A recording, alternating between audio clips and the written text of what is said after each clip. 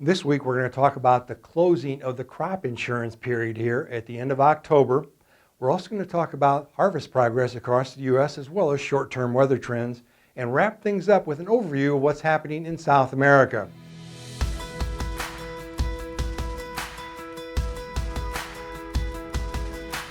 Hi, this is Brian Basting with Advanced Trading. Let's talk about the corn market. This week we're going to start out focusing on crop insurance. That's because the end of October here represents the end of the pricing period for the harvest price for crop insurance. Let's start out looking at our historical trend for December corn futures. As we've highlighted here throughout 2021 here, we're looking at some of the highest prices in recent years. In fact, as we get ready to close the month of October here, we're looking at the highest price for December 2021 corn futures since 2012. And I'd add on to that by highlighting that we're also looking at December 22 corn futures currently trading near $5.40 a bushel. Of course, the projected price for December 22 corn won't be established until February. Here's an important message.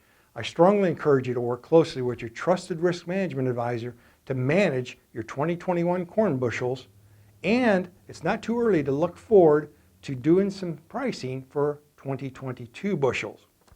Let's move forward now and focus on harvest progress. Let's take a look at our weekly map of harvest progress across the U.S.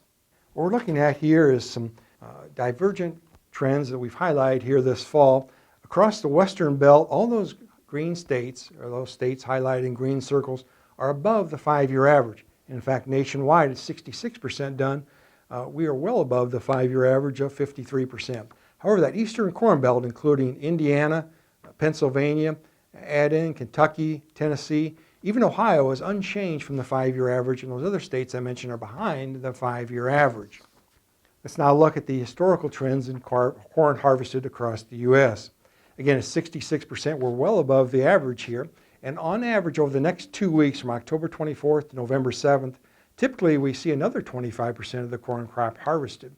Of course, that's highly contingent on weather trends. Speaking of weather, let's take a look at the short-term forecast. Our slides this week, as usual, are courtesy of T-Storm Weather.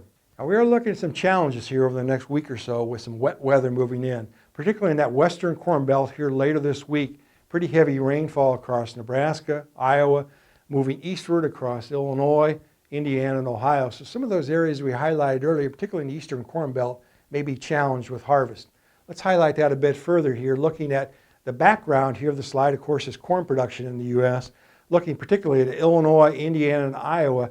That purple area that's highlighted there is really probably going to struggle with much harvest progress this week. I'd include also in that parts of Michigan, northwest Ohio, as well as southern Wisconsin. Let's wrap things up this week, taking a look at what's happening in Brazil.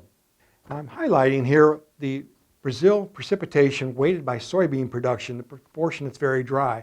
And you'll ask, why is he highlighting soybean production in the corn section? This is why. A year ago, that red line showed that we had very dry start to the growing season in Brazil. That resulted in a delayed planting of the 2022 beans. Why is that important? Because after the beans are harvested in Brazil, we have double crop or safrinha corn planted in Brazil. Last year's safrinha corn crop was planted very late, and as a result, it ran into the dry season, and we had a drought in Brazil. This year, however, we're looking at harvest progress much quicker here, as highlighted by this soybean planting chart for Mato Grosso, Brazil. 68% planted this year, depicted by the red line, versus 25% a year ago.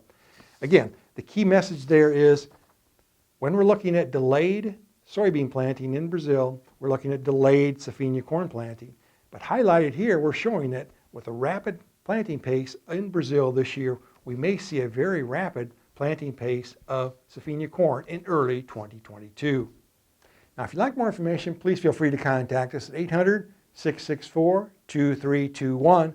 We'll put you in contact with one of our risk management consultants who'll be happy to visit with you at your convenience. And remember, we upload every Wednesday. Make sure to subscribe to our channel and never miss an upload. Thanks a lot. Have a good week.